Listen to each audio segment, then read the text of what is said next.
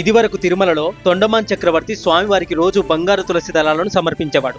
అప్పట్లో స్వామివారు భక్తులతో మాట్లాడుతూ ఉండేవారు. ఈ తొండమాన్ చక్రవర్తి ప్రతిరోజు స్వామివారి దగ్గరికి వెళ్ళి, స్వామి, నేను మీకు రోజు బంగారు తులసి దళాలతో పూజలు చేస్తున్నాను. పైగా నాకంటే గొప్ప భక్తుడు, అతిపెద్ద భక్తుడు మీకెవరున్నారు స్వామి అని అడిగాడు. ఆ మాటలు విన్న గోవిందుడు తొండమానుడికి ఒక గుణపాఠం చెప్పాలని అనుకున్నాడు. నాకు ప్రియమైన భక్తుడు ఈ ప్రాంతానికి దగ్గరలోనే భీముడు అనే కుమ్మరివాడు ఉన్నాడు. అతని దగ్గరికి వెళ్ళిరా అని తొండమానుడికి స్వామివారు చెప్పారు. మరుసటి రోజు వెళదాం అనుకొని స్వామివారి పాదాల కింద ఉన్నటువంటి తులసి దళాలను శుభ్రం చేస్తున్నాడు తొండమానుడు.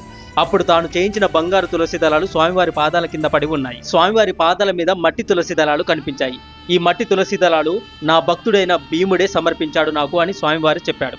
అప్పుడు మనసులో తొండమానుడు అనుకున్నాడు, నేను సమర్పించిన బంగారు తులసి దళాలు స్వామివారికి నచ్చలేదు, కానీ భీముడు అనే భక్తుడు ఇచ్చిన మట్టి తులసి దళాలు స్వామివారికి నచ్చాయా? ఈ భక్తుడెవరో గాని వెంటనే కలవాలని బయలుదేరాడు మహారాజు. ఆ రోజు చాలా ఎండగా ఉంది. అప్పటికే నడిచి నడిచి భీముడి ఇంటి దగ్గరలోనే స్పృహ తప్పి పడిపోయాడు మహారాజు. అప్పుడు ఆ భీముడే స్వయంగా వచ్చి తొండమాన్ చక్రవర్తిని లేవదీసి తన ఇంటికి తీసుకొని వెళ్ళాడు. మహారాజు భీముడిని అడిగాడు, నీవేం చేస్తుంటావు? శ్రీ వెంకటేశ్వర స్వామివారికి నీవంటే చాలా ఇష్టమని. భీముడు అన్నాడు, నేనేం చేస్తాను మహారాజా, కుండలు చేసుకునే ముందు ఈశ్వర నన్ను అనుగ్రహించావు, కుండలు చేసుకునే శక్తిని నాకు ఇచ్చావు, అవి అమ్మి 4 రూపాయలు వచ్చేటట్టుగా చేశావు, వాటి వల్ల నా సంసారం కొనసాగుతుంది.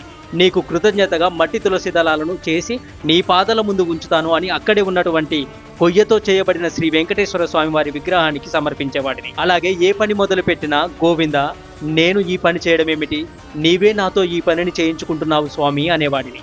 భీముడి మాటలు విన్న తొండమాన్ చక్రవర్తి, ఇతనేమో అంతా స్వామివారే చేయిస్తున్నాడు అని అనుకుంటున్నాడు, కానీ నేనేమో అహంకారంతో నేనే చేస్తున్నానని సమర్పిస్తున్నాను. ఇదే నేను చేసిన పెద్ద తప్పిదం అనుకున్నాడు మహారాజు. భీముడు అన్నం తినే ముందు మట్టితో చిన్న పాత్రను తయారు చేసి అందులో పెరుగన్నం ముద్ద పెట్టి స్వామివారికి సమర్పించిన తర్వాతే తాను తినేవాడు.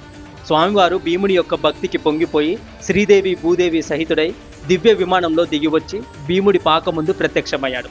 వెంటనే స్వామివారు భీముడిని కౌగిలించుకొని భీముడు తన మీద చూపించిన భక్తికి పొంగిపోయి తన ఒంటి మీద ఉన్న ఆభరణాలన్నింటినీ భీముడి మెడలో వేశాడు.